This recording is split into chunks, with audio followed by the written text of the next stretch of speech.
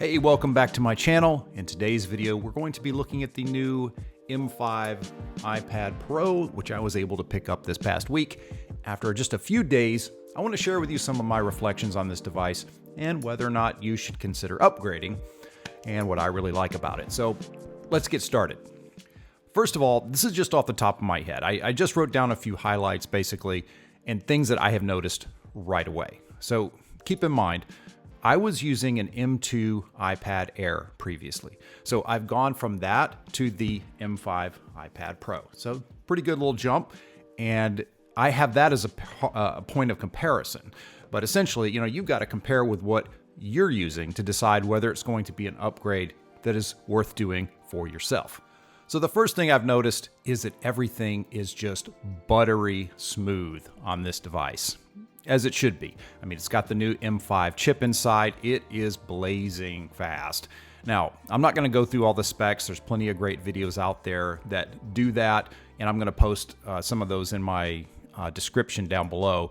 And you can see all that on Apple's website. In fact, when you're trying to make a decision on whether or not you're going to upgrade to this device, Apple's got a great comparison tool on their site that you can use where you can see all the differences in terms of the specs with what you're using versus really any device they've got. It's pretty helpful. But when it comes to day-to-day use, this device just feels super, super smooth. And with iPad OS 26, man, I noticed it immediately, no matter what I was doing. Opening up apps, switching between them, background tasks, the little bit of gaming that I've done here and there, any kind of visual apps where there's a lot of graphic workload involved, man, it's just performing incredibly well. It's really smoking fast. So, I mean, you've got faster memory access, read and write speeds with the storage have increased. Things like this just really make a difference. So that's the first thing that I've noticed about it. The second thing was, interestingly enough, the second thing that came to mind as I was writing this list is battery life. And I didn't expect that. I'd actually forgotten that, when I went to the iPad Air, I had an iPad Pro and I went down to the iPad Air, I noticed a hit in the battery life. And the fact is, you're going to notice a significant boost in battery performance with this device. Overall, it's just more efficient, and that just helps with battery life. I think one of the big things too is something, since 2018, 2017, the iPad Pro has had that adaptive refresh rate, and that's making a big difference here too. The iPad Air, it's always at 60 hertz, no matter what's on the screen. And that refresh rate, that's going to make a difference in battery life. The iPad Pro has got that adaptive refresh, so that really matters. It can be sitting there at 10 hertz with just a static image on the screen, and you won't notice that. It really kicks up, though, to go to the higher refresh rate when you're doing something. So, speaking of displays, so that's the second thing is battery life. The third thing is the display. So, man, it's just gorgeous. Now, keep in mind, I'm comparing this to the display that I had on the iPad Air M2. And that one uses the Liquid Retina LED backlit display. This is the Ultra Retina XDR tandem OLED display. So it's a tandem OLED, which means you have two OLED panels here. That makes the display really pop, man. That brightness, the contrast rate, I mean, it just looks so good. And no matter what you've got on the screen. And you're getting, of course, that very high refresh rate when you've got motion on the screen. So it does have this anti-reflective coating, which, it's pretty good. You're still going to get some reflection when you've got some real direct light, but it does look really good in terms of the anti-reflective coating. But the 1 terabyte version, you can get a nano texture glass on it. I've looked at those. I think that's for a very specific use case.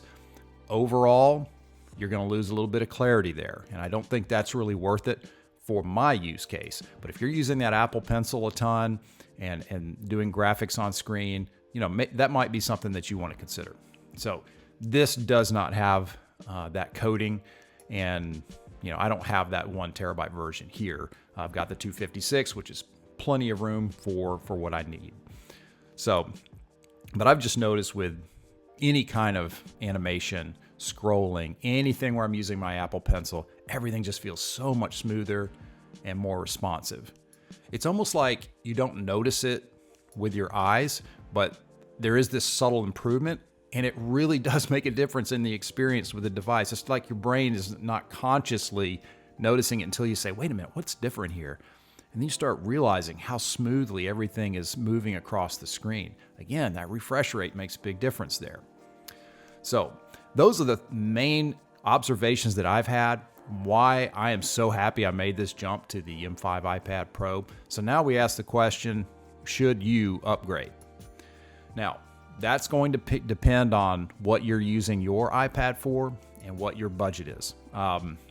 As you're considering what you're going to do, you've got the 11-inch option, and that's what I went with. I think the size on this is just right for a tablet. When I think tablet, I think 11 inches or so. That's about what I'm looking for. The 13 is a little big for me because I'm not going to replace my MacBook Pro with this.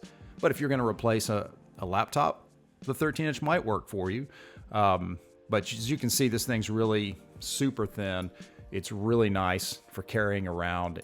I came from an iPad, like I said, an iPad Air, the M2, and there's a noticeable difference in all the areas that I mentioned here, these three areas. But if you have an iPad Pro M4, those differences are going to be much more incremental, and you just may not notice it as much. If you're using, you've already got that adaptive refresh rate. You've already got a really fast chip like with an M4. So this may not be something that you want to upgrade to in that case. But anything prior to that, lower on the list, I think this could be worth looking at. But especially if you've got an iPad Air and you just want a little boost. So when it comes to like power and graphics capability, AI workloads, there's been a big boost in performance with AI workloads. So that's going to involve anything like transcription, by the way, not just Apple Intelligence, which is still cooking, still in the oven, it seems like. Any app where you've got local AI functionality on the device is going to see a significant boost with the M5 iPad Pro.